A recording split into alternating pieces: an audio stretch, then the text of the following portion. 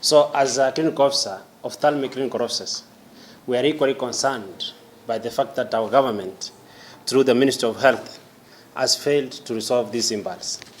Because some of the issues raised by the union, that's Kenya Union of Clinical Officers, are issues which are provided by in the law. The issue of the CBA, we have clear guidelines in the Reparations Act on how the issue of the CBA should be dealt with.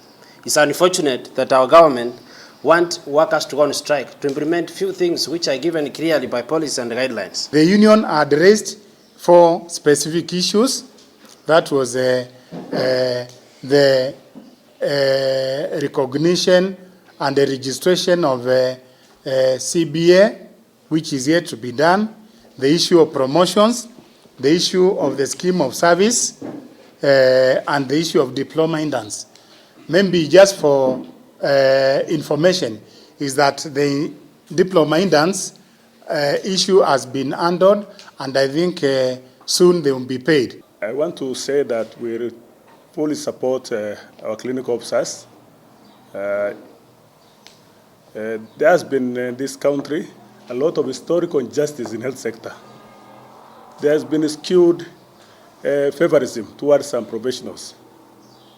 So we want to request that these issues which are raised by clinical officers to be looked in fully. And this is not the first time that the government and the union is negotiating or coming into the table to talk about this.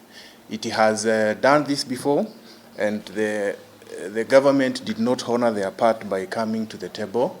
And this time round, we are requesting them that they come and complete these negotiations. Same issues that are cropping up here in Kenya, the discrimination against clinical officers, the same things happening in those other countries.